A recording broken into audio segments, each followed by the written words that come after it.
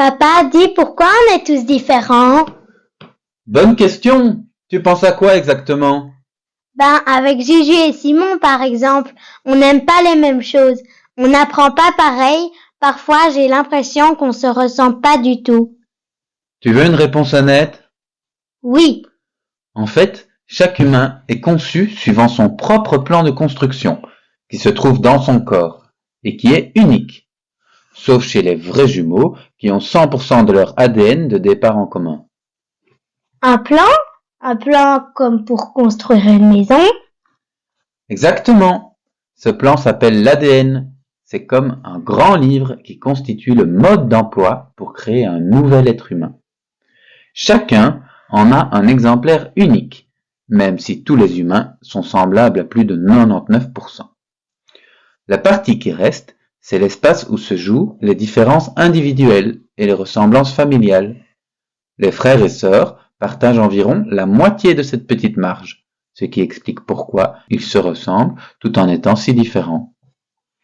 Par contre, des vrais jumeaux partagent pratiquement 100% de leur ADN. Du coup, même quand ils grandissent dans des familles différentes et qu'il leur arrive des choses parfois très différentes, ils se ressemblent souvent beaucoup. Leurs goûts, leur façon de penser, leurs difficultés sont étrangement semblables. Donc si je comprends vite certaines choses, mais pas du tout d'autres, ou si je suis un peu timide à l'école, c'est à cause de mon ADN? Oui, en tout cas, c'est en grande partie lié à cela. J'ai justement lu un livre génial récemment.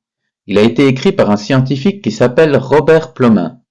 Dans ce livre, on explique que, pour beaucoup de choses qui concernent le comportement et les pensées, environ la moitié des différences entre les gens vient de leur ADN, ce qui est énorme. Ok, mais il y a quand même une autre moitié. Oui, l'autre moitié, c'est ton vécu, à toi, depuis que tu es né, les activités que tu fais en dehors de la maison, les gens que tu rencontres, tes petits et tes gros bobos, tes maladies. Tout cela va bien entendu influencer ton histoire. Mais quand on y pense, plus tu avances dans la vie, plus tu vas faire tes propres choix, choisir tes amis, ta maison, ton travail. En quelque sorte, tu vas te créer une vie sur mesure. Mais tes choix seront souvent influencés par ta personnalité, telle qu'elle est inscrite dans ton ADN. C'est pour ça que ton ADN est tellement important dans ta vie, beaucoup plus que ce qu'on peut parfois penser.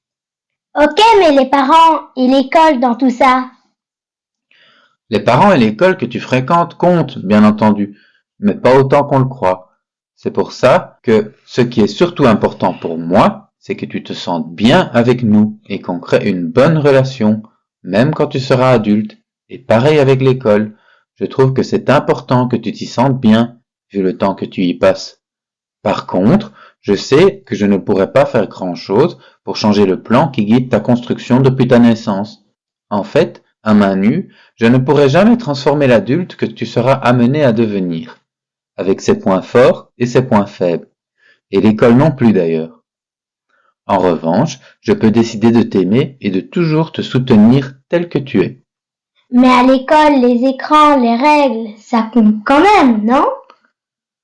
Oui, mais voilà la chose étonnante. Si tu es un enfant qui aime les choses compliquées, tu vas sans doute chercher des livres, des jeux, des questions difficiles, pas vrai? Oui.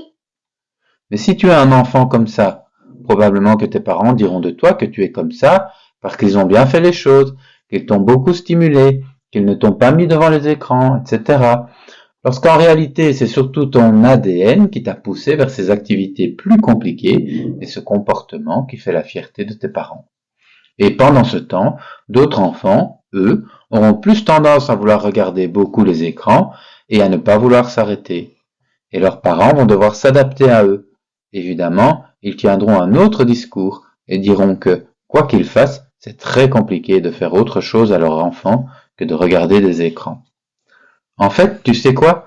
J'ai l'impression que ce sont avant tout les enfants qui fabriquent la manière dont leurs parents les éduquent, malgré le discours éducatif qu'on entend partout.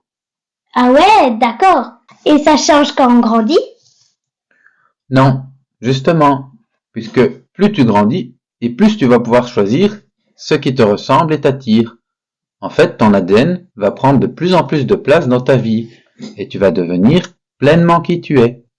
C'est pour ça que les adultes sont très différents, même des frères et sœurs qui ont grandi dans la même famille. Ils se ressemblent, mais pas plus qu'au-delà de leur ADN en commun. C'est quand même un peu compliqué à comprendre tout ça. Oui, c'est vrai. D'autant que peu de gens connaissent ces données scientifiques qui dérangent encore beaucoup la société dans laquelle on vit.